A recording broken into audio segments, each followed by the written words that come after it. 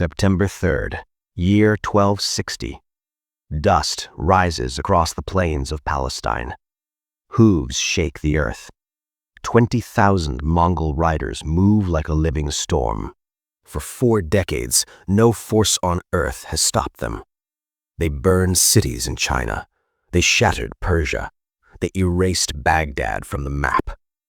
Every army that faced them broke. And now they ride toward Egypt, confident, unstoppable, certain of victory. Ahead lies a modest spring and valley known as Ain Jalut, a small place, forgettable, quiet. But history is about to remember it forever. High above the valley, hidden among the ridgelines, a commander watches. His expression does not change. His breathing is steady. His army is silent. This is Baybars. He is not here to survive the Mongol advance. He is here to end it. Because today, the most feared army in the medieval world is not charging toward victory. They are marching into a design, a deliberate trap. This is Reinvoke History, and this is the Battle of Ain Jalut, the day Mongol invincibility died in an ambush. To understand why this battle mattered, you must understand what the Mongol army actually was. This was not just another medieval force. It was a precision war engine. Every Mongol warrior was trained from childhood to fight on horseback.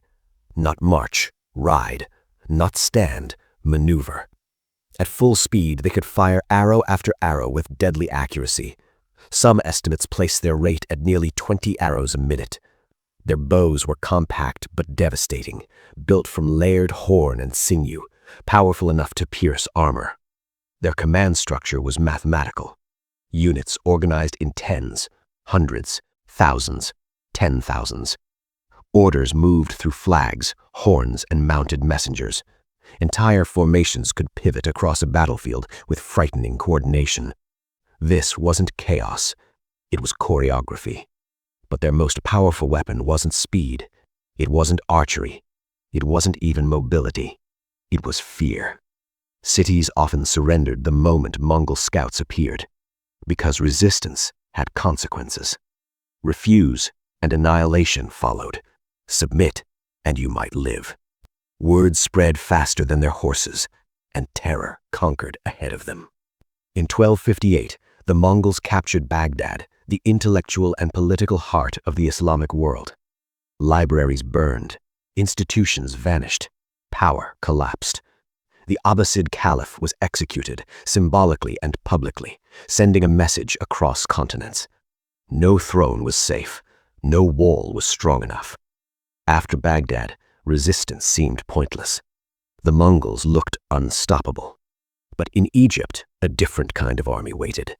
Not feudal knights, not peasant levies, not tribal war bands.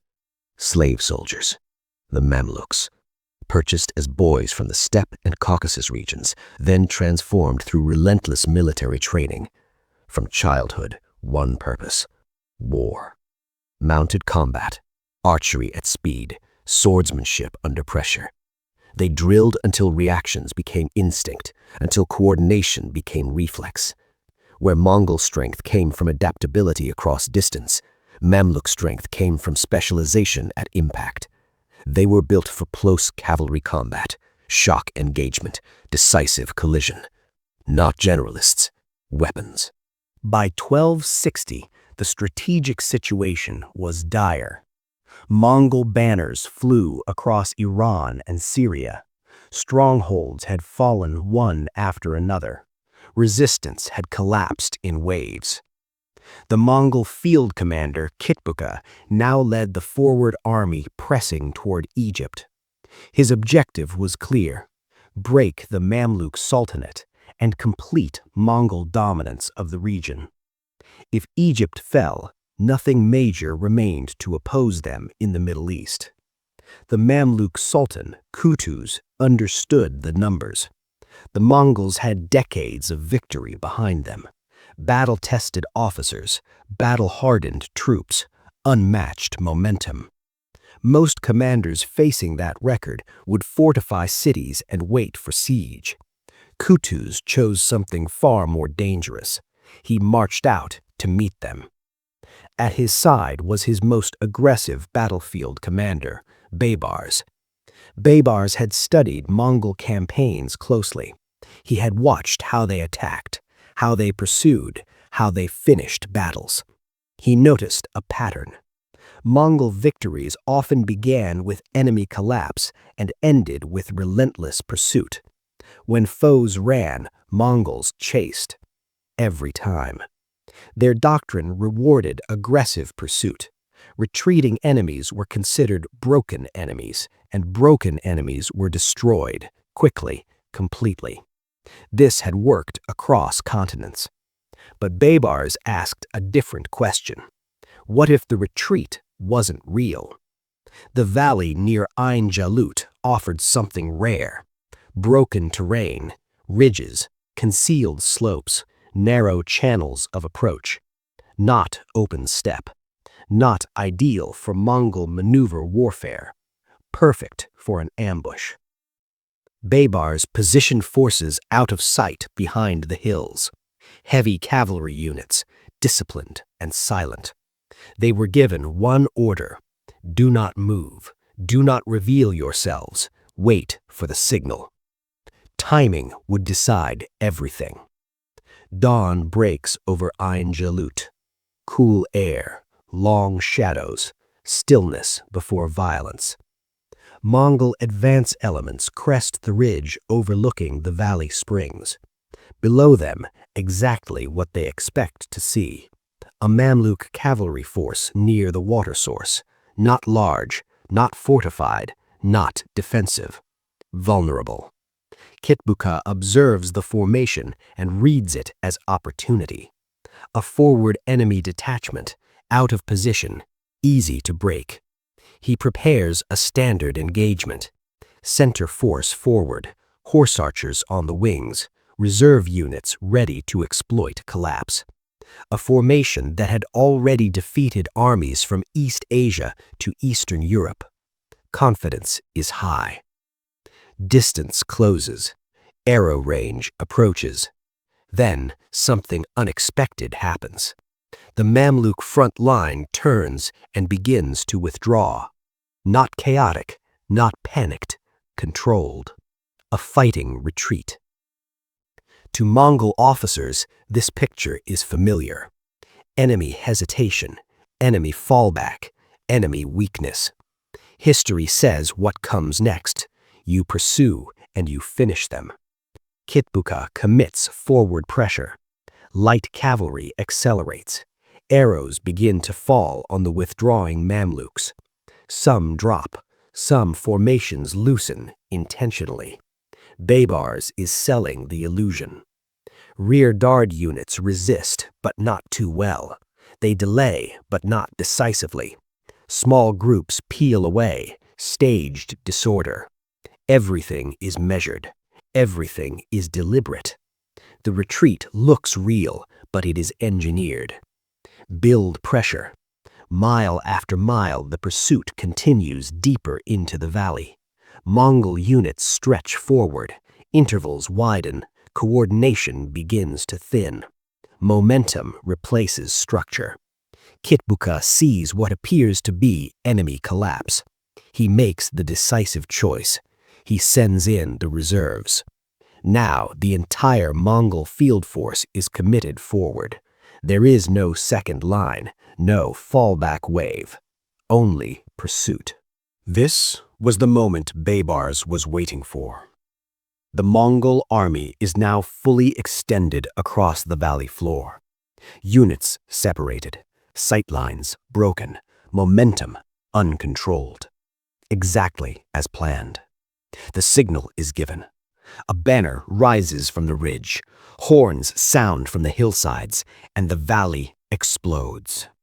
From both sides of the valley, hidden Mamluk cavalry surge forward at full charge. Thousands of armored riders descend simultaneously, not scattered, not delayed, perfectly timed.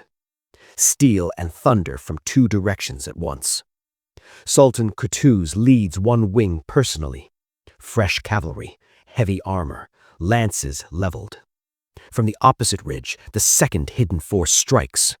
The Mongols are no longer the hunters, they are surrounded prey. In open terrain, Mongol communication is unmatched. Flags, signal horns, mounted messengers. But here, dust clouds rise, noise overwhelms signals, lines of sight vanish. Command structure collapses within minutes. This is no longer a maneuver battle, it becomes a melee. Close range, blade range, hand-to-hand mounted combat. And this is where Mamluk training dominates. Mamluk warriors trained their entire lives for close cavalry combat. Sword work, impact strikes, shock charges. They drilled for collision fighting, not distant skirmishing. Mongol cavalry excelled in motion warfare, speed, archery, encirclement. But compressed into tight combat zones, their greatest advantages disappear. Mobility is gone. Horses collide, riders are pulled from saddles, formations shatter into fragments. Heavier Mamluk armor absorbs arrow impacts at close range. Curved blades and maces decide encounters in seconds. Kitbuka attempts to rally his officers. He pushes toward the center to restore order, but the battlefield geometry is already broken. Units cannot regroup, messengers cannot pass, signals cannot be seen. Control is lost. Wave after wave of Mamluk heavy cavalry crash into isolated Mongol pockets. Each pocket fights, but alone. Disconnection becomes defeat. Kitbuka refuses to withdraw. Sources describe him fighting to the end, attempting to break through the encirclement. But numbers and position are against him. He is struck down in the fighting. When word spreads, resistance fractures. Not instantly, but irreversibly. Mongol battlefield doctrine depends on coordinated command. Remove leadership, and unit cohesion weakens rapidly. That is exactly what happens here. Some units attempt breakout. Some attempt withdrawal. Some continue fighting where they stand. But the army, as a system, is finished. The survivors who escape carry more than defeat reports. They carry a psychological earthquake. For the first time in generations, a Mongol field army has been destroyed in open battle. Not by weather, not by distance, not by politics, by tactics. News spreads fast. Across the Islamic world, resistance movements ignite. Cities that had submitted begin pushing Mongol garrisons out. Confidence returns. In Europe, where rulers feared eventual Mongol advance, the victory is celebrated widely. The myth of unstoppable conquest is broken. Momentum shifts. Ain Jalut proves something critical. Mongol dominance was not magic. It was tactical superiority under specific conditions. Change the conditions, and the outcome changes. Baybars identified the pattern, selected the terrain, controlled the psychology, timed the deception. Execution, not luck, won the day. Within decades, the unified Mongol Empire fragments into separate khanates. Expansion slows, internal rivalry grows. The era of unstoppable Mongol advance ends here. September 3rd, 1260. A valley, a deception, a perfectly timed trap. A reputation shattered. This was not luck. This was design. And this is Reinvoke History, where strategy changes destiny.